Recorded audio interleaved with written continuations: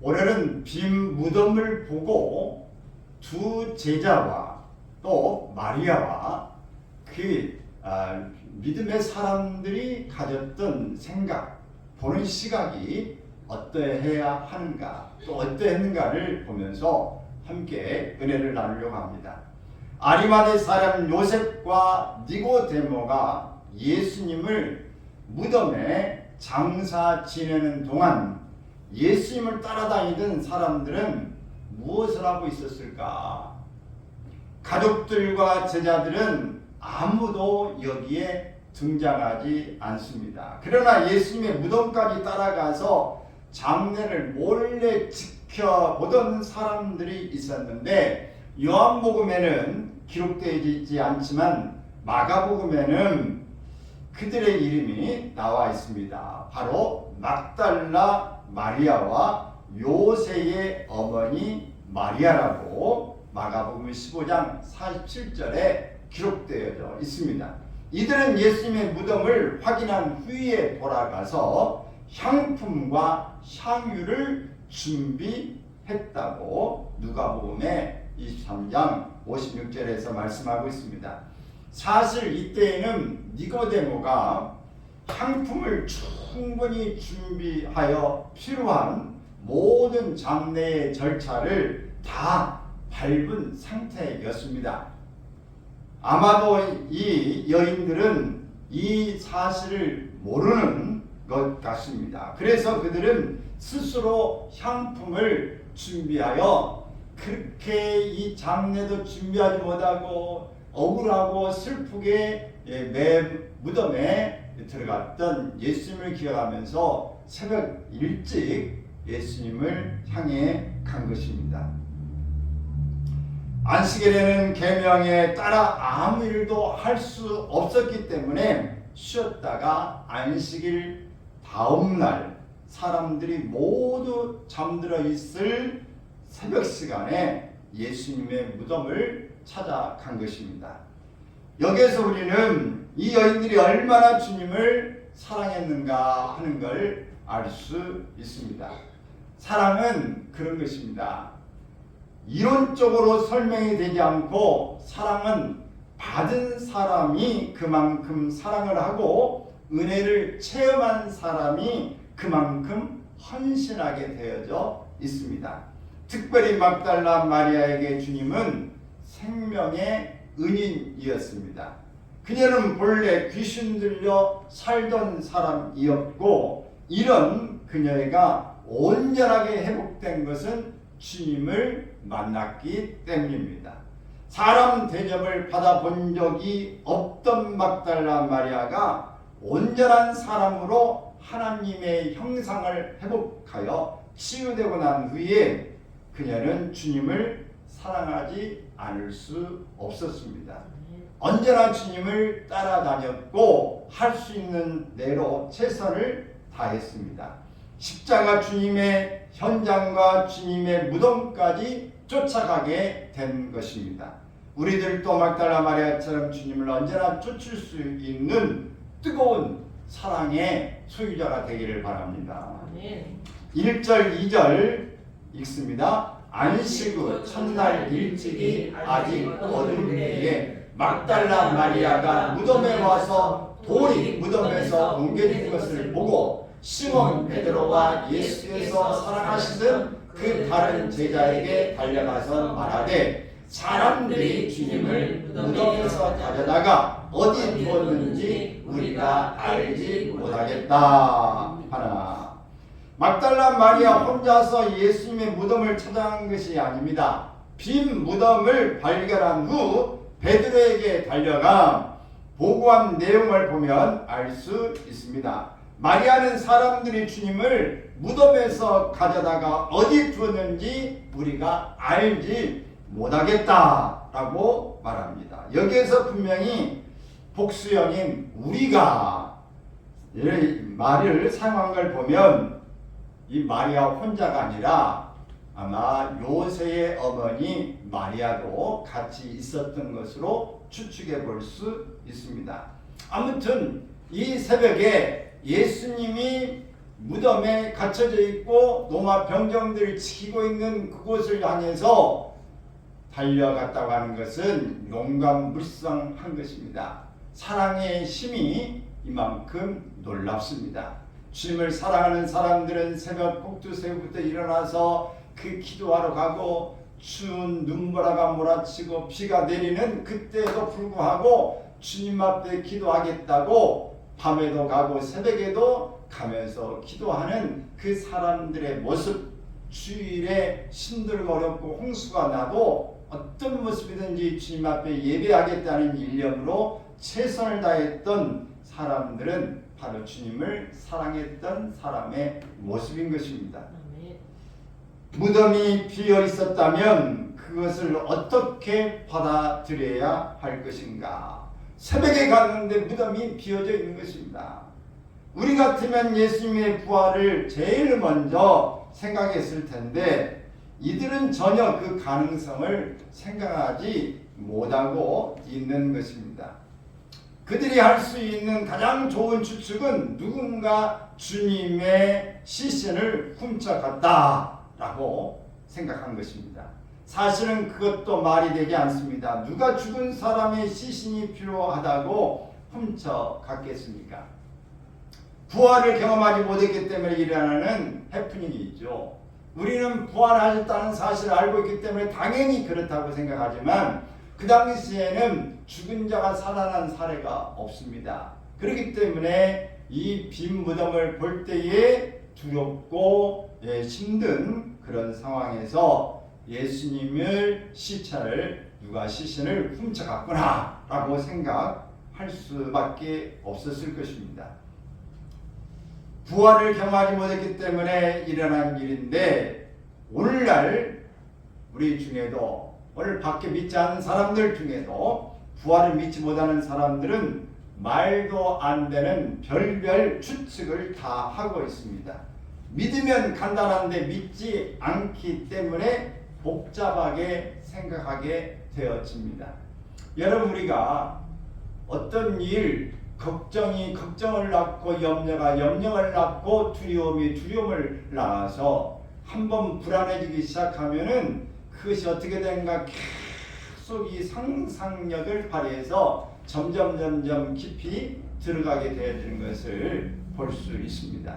자녀의 어떤 문제가 있거나 수술을 어떤 해야 된다는 병이 있거나 이럴 때 어떤 사고를 당했다거나 그럴 때 다 안 좋은 쪽의 생각을 펼쳐가는데 확인을 하고 의사가 확실하게 말을 함을 듣기까지는 온갖 추측을 가지면서 불안에 떨게 되어지는 것이죠. 태초에 하나님이 천지를 창조하셨다는 사실을 믿으면 모든 수수께끼가 다 풀립니다. 창조주 하나님을 믿으면 성경에 믿지 못할 것이 없습니다. 이 세상을 창조하신 분에게 무슨 불가능이 있겠습니까? 병든 자를 고치거나 오병이어로 5,000명을 먹이는 것은 창조주 하나님에게 있어서는 대단한 일이 아닙니다. 아주 간단한 일이에요.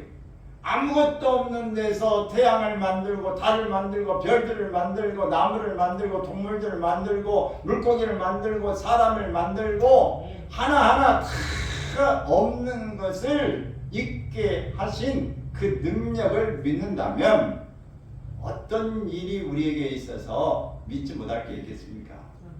문제는 태초에 하나님이 세상을 창조하시니라 창세기 1장 1절에 있는 말씀이 믿어지지 않기 때문에 다른 말씀도 믿어지기가 어려운 것입니다. 모든 것은 전제가 필요한 거예요. 어떤 이 철학을 하는 사람들은 전제가 어떻게 됐냐에 따라서 그 전제를 중심으로 풀어나가는 것입니다. 오늘 우리의 믿음도 이렇게 믿음으로 시작하면 믿음으로 풀어갈 수 있는데 믿지 못하는 것으로 불신으로 생각하면 불신으로 끝나는 거예요.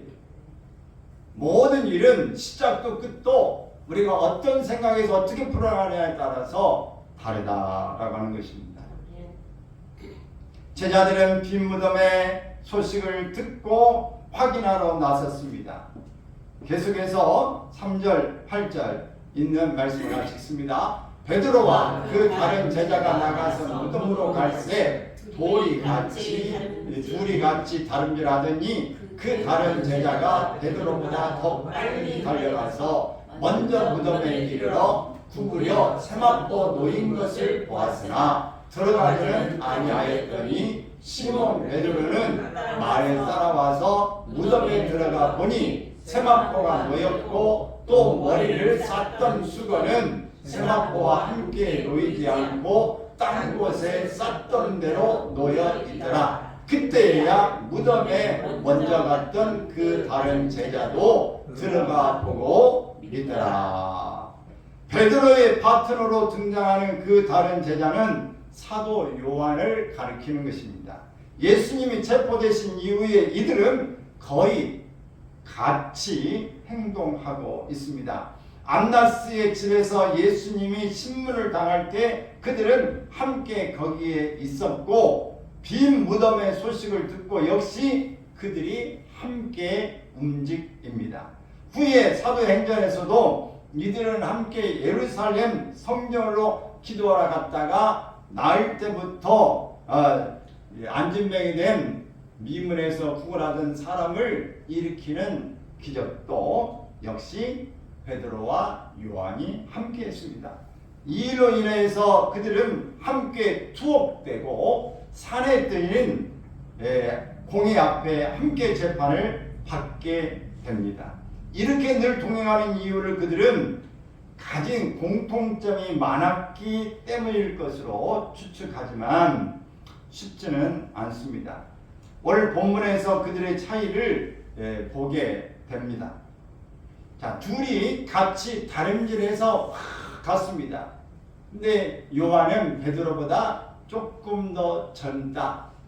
그래서 요한이 조금 더 빨리 갔어요. 빨리 달려서 무덤에 도착했는데 무덤이 열려져 있었습니다. 근데 이렇게만 밖에서만 보다가 들어가지 않았는데 뒤에 이 베드로가 헐레벌떡 쫓아와서는 베드로는 오자마자 그 무덤에 쑥 들어가서 무덤을 살펴보게 되어집니다. 이 장면을 보게 될 때 요한은 먼저 선뜻 도착을 했지만 그 안에 들어가지 않는 걸 보면 조심스럽고 주변을 찬찬히 살펴보는 깊이 있게 들여다보는 성향이었다. 그래서 요한은 세심하게 관찰하며 생각하는 신중한 성격의 사람이구나 라고 하는 것을 알 수 있습니다. 그런 반면에 베드로는 도착하자마자 용감하게 불순 무덤에 들어가는 일로 볼 때 생각은 별로 하지 않고 감정적으로 행동하는 스타일이구나 라고 하는 것을 알 수 있습니다. 그런데 재미있는 사실은 전혀 서로 다른 성격인 이들이 주님의 일에 함께 동행했다고 하는 것입니다. 사람들은 다르다고 하는 것을 틀리다는 것으로 착각합니다. 틀리다는 말에는 자기 중심적인 가치 판단이 들어있는 것입니다. 나와 다르다고 해서 틀리다고 말해서는 안 됩니다. 다름이, 다양성이 함께 어울리면 더욱 창조적인 주님의 일들을 해낼 수 있기 때문입니다. 베드로와 요한이 바로 그런 사람들입니다. 사무실에 요한과 같은 사람만 잔뜩 앉아 있으면 조용하니 웃을 일도 없고 그저 절감같이 그렇게 있을지도 모릅니다. 그러나 베드로와 같은 사람들만 자리에 있다면 그냥 이 엉덩이가 들썩들썩해가지고 오래 붙어있지 못하고 나게 다니면서 야단법석이 날 것입니다. 여러분 두 사람 이런 유형 저형이 섞어져 있어야 다양하게 흐름들이 이렇게 나타나면서 뭔가 좀 만들어지고 막 자직거리하면 재미도 있고 또 어떤 데는 좀 조용도 하고 이렇게 분위기가 이루어질 줄로 믿습니다. 다양한 것이 중요한 것이죠. 이들이 빈 무덤에서 발견한 걸 보면 예수님의 부활하심이 어떤 것인지를 알 수 있습니다. 우선 세마포가 놓여 있었다. 세마포는 예수님의 시신을 쌌던 천입니다. 누군가가 그 세마포를 걷어버렸거나 아니면 예수님이 스스로 일어나서 그 세마포를 치워버렸다면 그런 상태로 그대로 놓여 있을 수가 없습니다. 또한 머리를 쌌던 수건이 그곳에 머리가 있었던 그곳에 그대로 놓여 있었다고 합니다. 그러니까 예수님의 몸을 쌌던 세마포랑 머리를 쌌던 수건이 그 자리에 그대로 있었다는 것인데 이것은 예수님이 세마포랑 수건을 건들지 않고 그냥 몸만 쑥 빠져나왔다는 뜻이 되는 것입니다. 부활하신 예수님이 제자들에게 나타나실 때에도 그랬습니다. 제자들은 유대인들을 두려워하여 모인 곳의 문들을 꼭꼭 닫아놓고 있었습니다. 그런데 어느 틈엔가 주님은 그들 가운데 서 계셨습니다. 주님의 부활하신 몸은 더 이상 시간과 공간의 제약을 받지 않게 된 것입니다. 그렇다고 귀신처럼 영원히 떠돌아다니는 것도 아닙니다. 도마에게 주님은 손과 옆구리를 분명히 보여주셨습니다. 야, 이리 와라, 만져봐라, 넣어봐라, 이렇게 이야기한 것이죠. 또한 제자들과 함께 식사를 나누시기도 했습니다. 요한복음 21장 맨 끝에 보면은 그 장면이 소개되어지고 있죠. 그러니까 몸은 분명히 있지만 부활하시기 전과는 다른 몸이라는 것을 알 수 있습니다. 우리들도 부활하고 나면 주님의 몸과 같은 모습을 가지게 되어질 것입니다. 아멘. 아멘. 네. 우리 변호사님은 부활하시면 몸이나 얼굴이 몇 대, 10대, 20대, 30대, 40대 지금 어느 모습으로 부활하실 것 같아요? 지금 이 모습. 지금 모습으로. 부집사님은 20대로 다시 들어와야지. 20. 그러면 20대 모습 부활해가지고 주님은 지금 부활하셨는데 이 몸과 이것은 그대로 있어요. 다 지을 수 있어. 근데 시공간을 제한 없이 다니는 분이에요. 그래서 제자들이 다 예수님을 그대로 알아봤어요. 살아생전에 있는 모습으로. 자, 여러분은 그런데 이게 우리가 선택을 잘해야 됩니다. 지금 선택하는 거에 끝까지 갈지도 몰라요. 20대가 좋겠어요, 30대가 좋은지 지금 참 충분히 이 모습이 좋은 것인지. 많은 사람들은 한 40대 팽팽한 그때가 좋지 않을까 생각도 하는데 각자 그것은 여러분이 아시지만은 어쨌든 우리는 부활하게 되어지면은 알아볼 수 있어요. 나의 모습, 어느 때인가의 모습을 우리는 간직하고 있지만 시간과 공간을 초월해서 다 우리가 이제 왔다 갔다 이렇게 할 수 있는 새로운 모습으로, 변화된 모습으로 바뀌어진다 하는 것을 알 수 있습니다. 자, 예수님께서 부활하셨다는 이 사실, 빈 무덤이 그것을 증거하고 있습니다. 그것을 분명히 빈 무덤이라는 것은 예수님이 그 안에 안 계신 거예요. 그렇기 때문에 이것을 증명하기에 틀림없는데 부활을 믿으면 복잡한 설명이 필요 없어요. 그러나 믿지 않는 사람에게는 어떤 설명을 해주어도 충분하지 않습니다. 믿으면 이해가 됩니다. 이해해야 믿을 수 있다고 생각하면 이해도 믿음도 생기지 않습니다. 야, 그 정말 그래? 그러면 나를 이해시켜봐. 나를 이해시켜? 그러면 내가 믿을 테니까. 이렇게 말하는데 아무리 이해를 시키려고도 의혹을 가지고 있는 사람은 아무리 시켜도 그게 믿어지기가 어렵습니다. 이해돼야 믿겠다고 하는 것이 쉽지가 않아요. 여러분, 내가 믿으면 이해가 됩니다. 할렐루야. 그래서 우리 믿음은, 신앙이라고 하는 것은 믿음으로 들어가는 거예요. 믿음으로 시작하면 모든 것이 너무너무 간단한 것입니다. 기도하면 하나님이 들으신다. 하나님 응답하신다. 그럼 기도하면 되는 건데 너무 간단해요. 내가 죽으면 천국에 간다. 내가 이 죽으면 믿지 않은 사람은 지옥에 간다. 이 사실을 믿으면 너무너무 간단한 거예요. 여러분 20장 우리가 8절까지 읽었는데 9절에서 18절에 있는 모습을 보면은 예수님께서 마리아에게 보이신 장면이 소개되어 있습니다. 예수님을 장사지는 무덤이 비어있다는 사실을 가장 먼저 발견한 사람들은 막달라 마리아를 비롯한 여인들이었습니다. 그들은 즉시 제자들에게 알렸고 베드로와 요한이 달려가서 직접 빈 무덤을 확인했습니다. 만일 여러분이 제자들이었다면 이때 무엇을 어떻게 해야 했을까요? 두 제자가 어떻게 했는지 9절 10절 말씀을 읽습니다. 시작. 그들은 성경에 그가 죽은 자 가운데서 다시 살아나야 하리라 하신 말씀을 아직 알지 못하더라. 이에 두 제자가 자기들의 집으로 돌아가니라. 두 제자는 아무것도 하지 않았습니다. 그냥 자기들의 집으로 돌아갔습니다. 예수님이 부활하셨다. 정말 살아나셨어. 이렇게 하거나 예수님을 찾는다거나 뭐 이런 일이 아니라 소동을 치는 게 아니라 그냥 확인만 하고 이상하네. 이게 무슨 일이 일어나는 건가? 그러면서 그들은 돌아갔습니다. 그 이유를 주님께서 그런 말씀을 하지 않으셨다는 뜻이 아닙니다.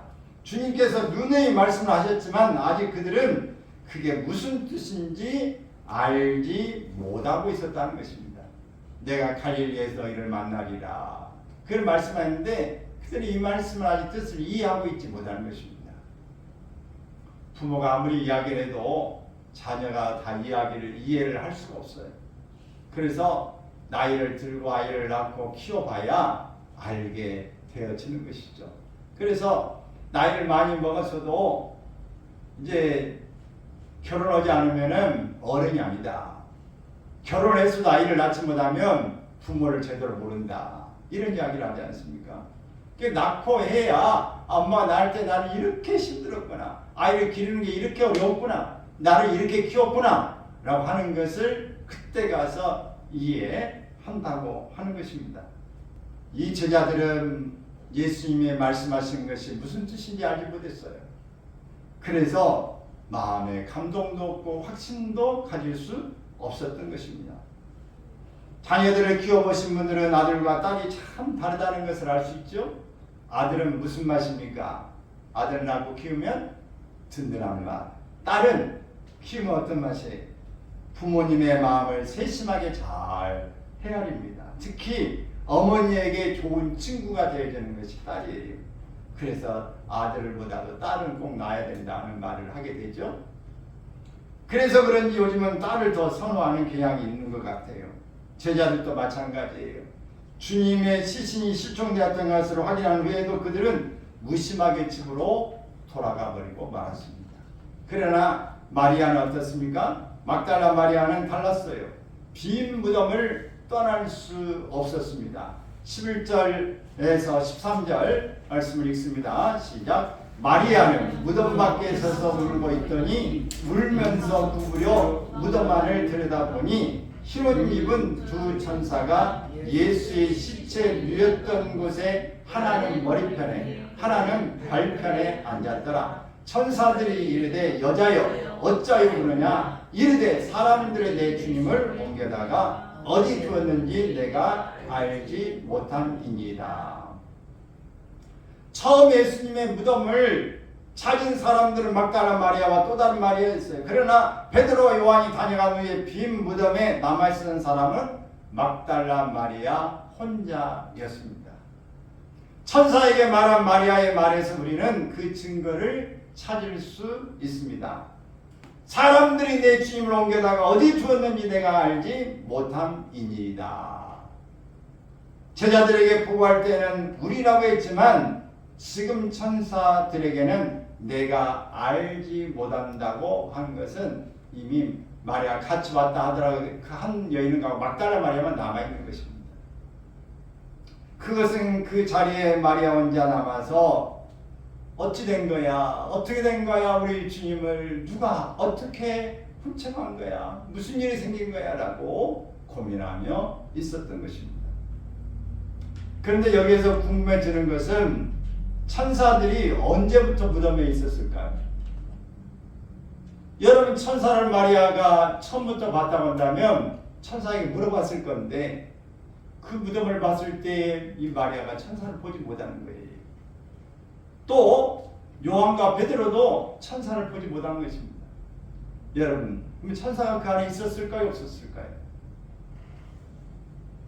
예수님은 그곳에 있었을까요? 없었을까요? 천사들도 있고 예수님도 거기에 계신 거죠. 그러나 제자들이 보지 못한 것입니다. 마리아가 그것을 처음부터 발견하지 못했던 것입니다. 슬픔과 걱정의 마음을 빼앗기고 있었던 마리아는 천사를 천사로 보지 못하고 단순히 어떤 사람들로 생각하고 있었던 것이에요. 여러분, 우리가 경황이 없으면 다급해지면 제대로 사태를 파악하지 못합니다. 우리가 믿음을 가지고 있는 사람이라도 경황이 없고 일이 바쁘면은 믿음으로 생각하기보다는 먼저 주어진 환경 먼저 따지고 이 일에 대해서 복잡하게 원망도 하고 불평도 합니다. 여러분 어떻습니까? 천사들이 처음부터 그 자리에 있었을 것, 또 부활하신 주님도 분명히 거기에 있었을 건데 단 사람들은 천사들을 보지도 못하고 알아차지도 못했습니다. 두려움과 슬픔의 치를 받으면 사람들은 다 그렇습니다. 우리가 하나님 앞에 예배드릴 때도 마찬가지예요. 어떤 사람들은 하나님의 임재를 체험합니다. 주님의 보좌와 천사를 보기도 합니다. 찬송하다가 마음이 뭉클하여 눈물을 쏟기도 하고 말씀을 듣다가 그들의 삶을 어루만지는 하나님의 손길을 감격스럽게 느끼기도 합니다. 그러나 어떤 사람들은 그냥 맨송하게 앉았다가 시간만 때우고 돌아가게 됩니다. 알지도 못하고 믿지도 못하기 때문에 그렇습니다. 물론 그렇게 해서라도 교회에 예배에 참석하여 앉아있는 게 그나마 다행입니다만은 그래도 우리가 예배 가운데에 주님을 만나고 뭔가 대한 뭉클하게 감동되고 치유가 일어나고 기쁨으로 회복의 은혜가 임하는 그런 하나님의 임재를 만나는 경험하는 예배가 되어야 될 줄로 믿습니다. 사랑하는 여러분, 우리 눈에 보이지 않는다고 해서 존재하지 않는 것은 아닙니다. 오히려 볼 수 없는 것들이 훨씬 더 많이 존재합니다. 공기가 보이지 않지만 공기는 존재하고요. 우리가 모든 눈에 보이는 것들이 없지만 천사들은 오늘 믿는 사람들을 수종하기 때문에 함께 있는 줄로 믿습니다. 여러분, 훨씬 더 우리가 부모님에게 태어날 때 보지 못했지만 믿고 있는가, 우리가 보지 못했지만 믿는 것이 더 중요한 것이 훨씬 더 많다라고 하는 것을 알 수 있습니다. 엘리사의 기도를 통해서 이 게하시라고 하는 사람은 그의 눈이 감겨져 보지 못했지만 엘리사가 기도해 줄 때 그의 눈이 열려져서 훨씬 더 이 적군들보다도 하나님이 보호하시는 천군 천사들이 많다고 하는 사실을 확인하게 되어집니다. 천사들과의 대화에서 막달라 마리아는 아직도 주님의 부활에 대해서 짐작조차 못하고 있는 것입니다. 우리는 많은 부분에 알고 있다고 생각하고 내가 정말 모든 것들에 대해서 무불통지, 모르는 것 없이 다 안다고 착각하는 일이 있지만은 사실은 아는 것은 조금, 모르는 것은 거의라고 하는 사실을 우리가 발견하게 되어집니다. 주님이 마리아에게 나타나셨습니다. 마리아가 궁금하고 알지 못할 때에 오늘 주님이 나타나신 것입니다. 요한복음 20장 14절 15절 읽습니다. 이 말을 하고 뒤로 돌이켜 예수께서 서 계신 것을 보았으나 예수이신 줄은 알지 못하더라. 예수께서 이르시되 여자여 어찌하여 울며 누구를 찾느냐 하시니 마리아는 그가 동산 집인 줄 알고 이르되 주여 당신이 옮겼거든 어디 두었는지 내게 이르소서 그리하면 내가 가져가리이다.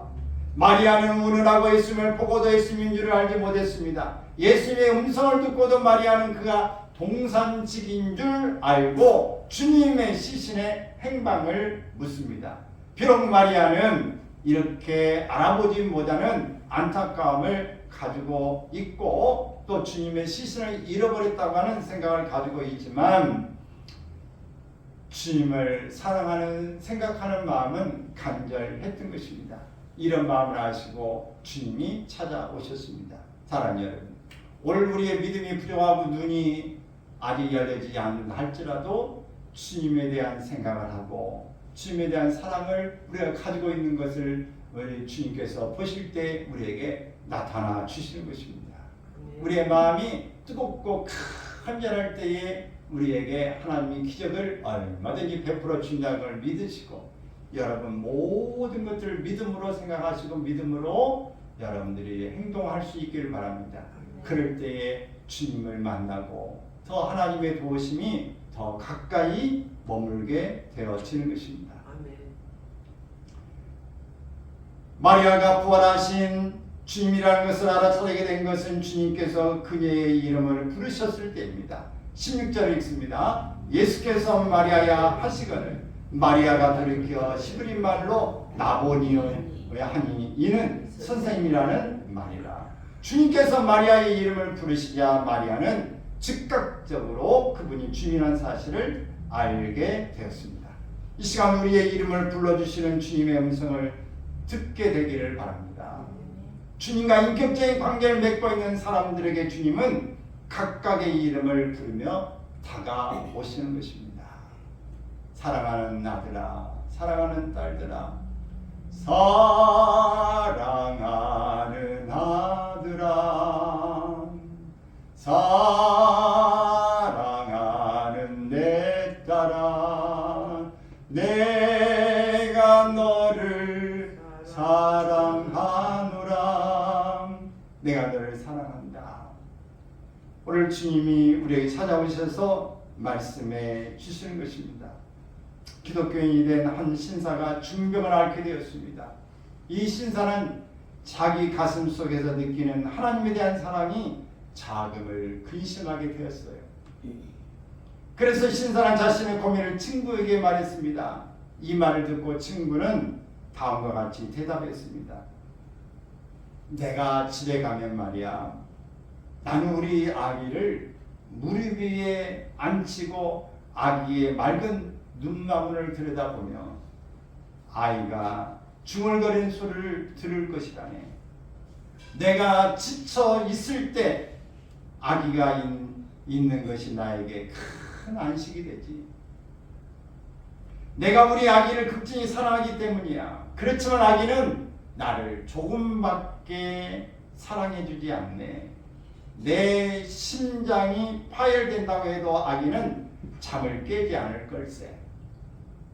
내 몸이 고통을 받는다 해도 아기가 장난치고 놀고 있는 것을 막지는 못할 걸세.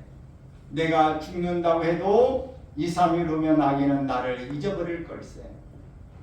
그리고 아기는 나에게 동전 한 푼 가져다 주지 않네. 오히려 계속해서 내 돈만 나가지. 나는 부자가 아니네. 그렇지만 세상에 있는 돈을 다 주어도 우리 아기와는 바꿀 수 없지 않은가? 아기가 나를 사랑하는가? 아니면 내가 아기를 사랑하는가? 아기가 나를 사랑한다는 것을 알 때까지 나의 사랑을 보류해 둘까? 내가 사랑을 주기 전에 아기가 나의 사랑에 대한 대가를 줄 때까지 기다릴까? 자기 어린 양을 사랑하시는 하나님에 대한 이야기를 듣자 그 병자의 얼굴에는 눈물이 흘렀습니다. 오, 이제 알겠습니다. 병자는 외칩니다. 제가 사랑해야 할 것은 하나님에 대한 나의 사랑이 아니라 나에 대한 하나님의 사랑입니다. 이제 저는 이전보다 주님을 더욱 사랑합니다. 내가 주님을 사랑하는 게 아니라 내가 얼마나 사랑하냐가 중요한 게 아니라 하나님이 나를 얼마나 사랑하시는가 하는 것을 생각하는 것이 더 중요하다는 사실입니다. 요한복음 10장에는 주님은 이렇게 말씀하셨습니다. 그가 자기 양의 이름을 각각 불러 인도하여 내느니라. 양이 아무리 많아도 선한 목자는 그 양들의 이름을 각각 불러 인도합니다. 하나하나가 목자와 인격적인 관계를 맺고 있다고 하는 뜻입니다. 그 누구도 그냥 도매금으로 두루뭉실하게 취급하지 않는다고 하는 것입니다. 문제는 우리들입니다. 그냥 조용히 대중이라는 익명성의 가면을 쓰고 신앙생활하는 것이 아닙니다. 이렇게 해서는 안 되고 우리는 분명히 내 교회가 있어야 되고 내 목회자가 있어야 된다고 하는 사실이에요. 그래서 주님과 인격적인 관계를 가능하게 하는 신앙의 태도를 분명히 하고 갈 수 있기를 바랍니다. 아멘. 할렐루야. 아멘. 오늘은 부활주일. 오늘 부활하신 주님의 부활은 나의 부활입니다. 이 부활하신 우리 주님을 우리가 생각하고 나아갈 때에 오늘 정말 부활하신 우리 주님의 모습을 우리가 생각해 보면서 주님이 나를 어떻게 생각하시고 지금 어떤 분인가를 우리가 다시 한번 볼 수 있기를 바라요. 그래서 내 몸도 부활하고 내 영혼도 부활하고 내 삶의 현장도 부활할 수 있기를 바랍니다. 그러기 위해서는 주님이 확실하게 계심을 믿어야 할 것입니다. 88 올림픽 때에 이 노래를 하는데 그때 무슨 노래를 해야 할까 해서 그 오빠가 이 작곡을 하고 동생 윤복희 씨가 노래를 불렀어요. 그 곡이 바로 여러분이라는 곡입니다. 근데 그 가사가 어떤가 어제 글 찾아서 가사를 한번 봤어요. 내가 만약 괴로울 때면 내가 위로해 줄게. 내가 만약 서러울 때면 내가 눈물이 되리. 어두운 밤 험한 길을 걸을 때에 내가 너의 등불이 되리. 허전하고 쓸쓸할 때 내가 너의 벗 되리라. 나는 너의 영원한 형제여. 나는 너의 친구야. 나는 너의 영원한 노래야. 나는 너의 기쁨이야. 그때 이 내용을 보면서 정말 믿음으로 유영기 그분은 목사님입니다. 목사님이고 윤복희 이분은 지금 온누리교회 권사이십니다. 근데 나이가 먹었지만 이제 믿음으로 서서 마지막을 가고 있는 이때의 그 곡들은 이 가요라기보다는 복음성가, 믿음의 고백이에요. 다 이게 성경에 있는 가사들을 적고 있는 것입니다. 오늘 이 곡을 조금만 불러볼게요. 내가 만약 괴로울 때면 내가 위로해 줄게. 내가 만약 서러울 때면 내가 눈물이 되리. 어두운 밤 험한 길 걸을 때 내가 너의 등불이 되리. 허전하고 쓸쓸할 때 내가 너의 벗 되리라. 나는 너의 영원한 형제야. 나는 너의 친구야. 나는 너의 영원한 노래야.